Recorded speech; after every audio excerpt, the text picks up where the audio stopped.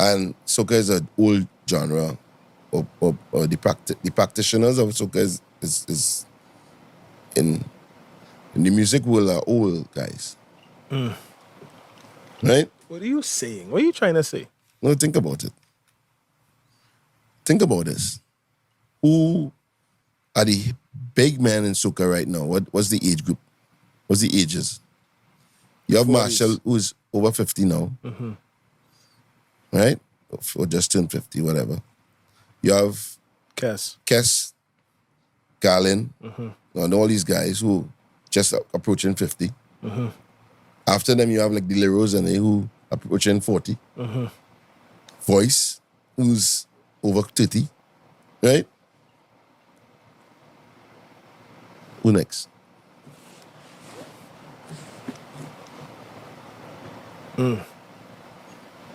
Right? So what? We're in a problem. And nobody's actively, again, the industry and the system just happens. So we just happen to have music every year. We just happen, you understand? But there's no sustainability. Longevity is going to be very rare that you're going to find long careers like a Marshall or Iowa George, or, you understand? With these long careers like Bunji from these new artists. And then they don't have a movement. Like how the Trinidad has a movement. First, it's Marsha Montano is too young for soca. Now, all of a sudden, 2 minutes later, he's too old for soca, and so is half of the soca industry. Oh my gosh. Anyways, please go listen to the full podcast. It is too good. It's almost 2 hours, but it's not a waste of your time. It is such a good podcast, let alone episode, over on Sizwe C's YouTube channel. That being said, we've heard from the men on aging in soca and the soca industry, but let's hear from some of the ladies of soca.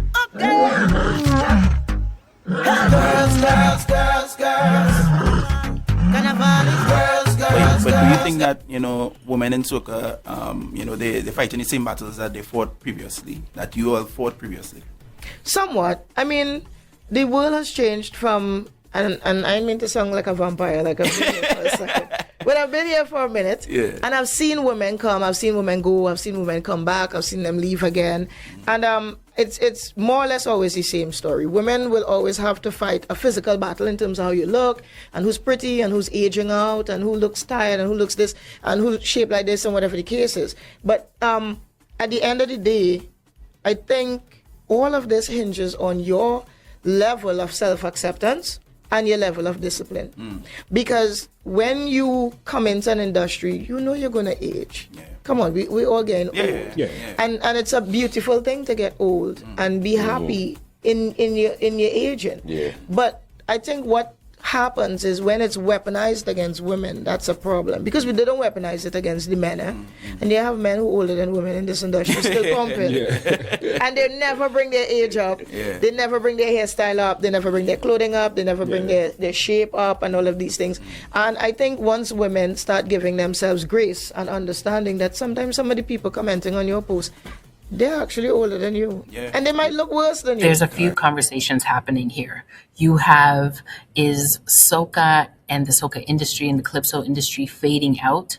Is it going to be a dying genre? Are the artists themselves getting older, and who's going to carry the mantle? But then on the opposite side, we have the cat fight against women, where we are our own toughest critics. And yes, there may be men who leave comments and such, but I believe, and please correct me if I'm wrong, women of age, not the young ones, women of age can hide behind a screen and just spew hatred and criticism towards other women in the industry. And we see that across social media, but when it comes to women in the industry, I definitely can see that women are tougher on each other, knowing that we're all getting older together. Nobody's perfect. And I've said that 1,000 times on this channel. But what do you feel? What do you think can be the missing piece to make sure soca music stays alive? And how can we get to a space where if soca music is all about happiness and love, why are the toughest critics criticizing our queens of and they're soca? projecting. So don't take it personally. Just be the best you, live. Once you're healthy and you're fit and you're here, you're great. You get to. So we do have that scenario that we deal with, as well as, they always like to put these fights with women. I don't understand it. It's like they like a cat fight or something. I don't know, bacchanal, That's our industry. But it's so silly because they're always creating animosity among people. It's almost like they're bored, so they have to generate these things. Why aren't we just saying, hey, this woman, she's this person, she's good in her own right, and that one's good in their own right. Give us the same allocation of consideration you give the men. I mean, I don't really care what the day. I have a man mentality, so me know the business. So of course we.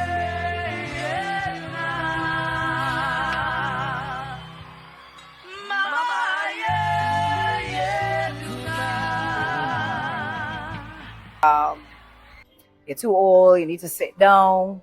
Why is she still in this?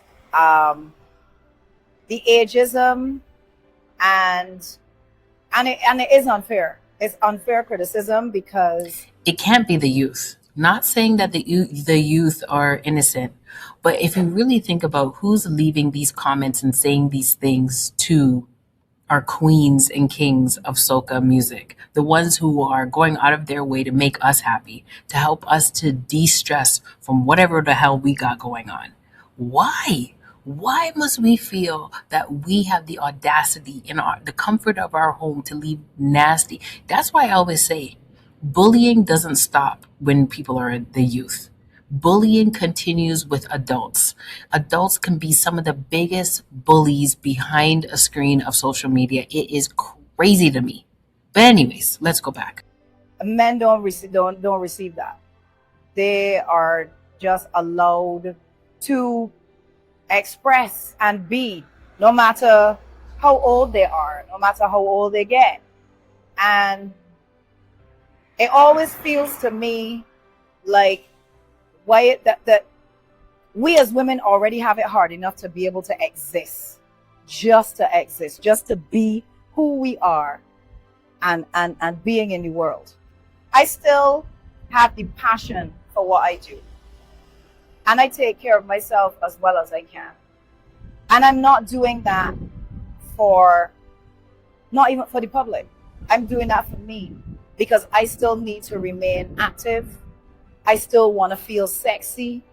And why is it that as women get older, we are just supposed to disappear? Or, there's this stigma, and it's not just coming from men. It comes from women also. There are especially women in my age group. I am in my 50s. And there are women in my age group and above who are like, but Alison, at some point, but I ain't ready for that yet. I think I finally get it.